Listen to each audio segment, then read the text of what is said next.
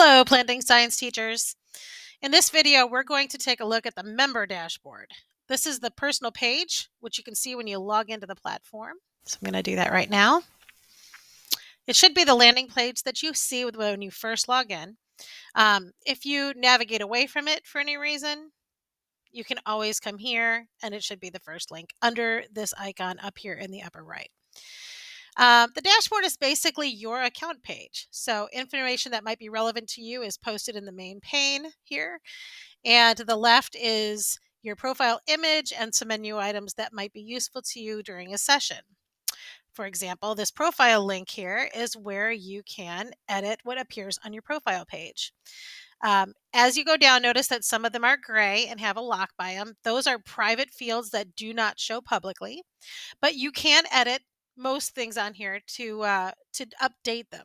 Most of the information on this page was loaded in when you first completed your registration form, and so of course some of it may have changed since you first logged in, depending on how long you have been with us. But again, your address, these kinds of things, these are all private and do not appear on your profile. Remember that this is also where you can change your picture. Obviously, we've used an icon here because this is our sample teacher, but we do recommend that you put your face visible in your photo if you feel comfortable doing that, just because it helps the people that you're working with really picture you. Um, oh, one other thing down here at the bottom, you'll notice that this says receive email updates. You can set this to no. And what that will do is it'll stop the platform from sending you updates. It will not stop you from receiving our newsletter or updates from the planting science staff. When you get the newsletter, if you don't wish to receive it, you can unsubscribe at the bottom of that, and that will stop you from getting any further newsletters. But I just wanted to make sure that that was clear. The account page is where you can change your password. Of course, our password rules are listed here. The collections page is one that most teachers don't use very heavily. Some of our mentors do, but this is basically your file cabinet. You can create files and leave them here. Under this collections tab, you'll see that there's two collections that are already created. The post templates are the ones that our mentors tend to use. And mostly what they will put there are their introduction text. If they have been working with us for a while and have worked with a number of projects, they will create an introduction that they feel comfortable with, and then they will store it here. So that's what this is for. If you have handouts and other things that you think you might want to use from year to year, you can certainly store that here. So I recommend you just take a look and play around with that. And then finally, of course, the groups page here.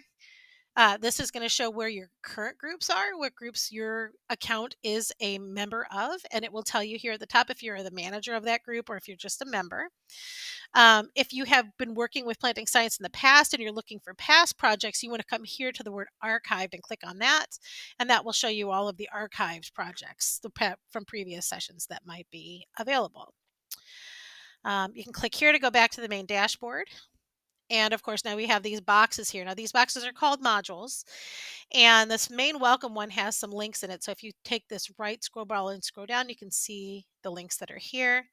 The important forms link will open up another window, which shows you links to some of the forms that may become important during the course of the session. If you teach middle school and you have students under the age of 14, you will need to have them complete a student permission form before they log on. A school authorization form is only needed if your school has not worked with us in a very long time or if it's your first time. So there's some guidelines here. We will reach out to you and say, hey, we need this. But if you lose the file and you want to come back and find another copy of it, you can find it here.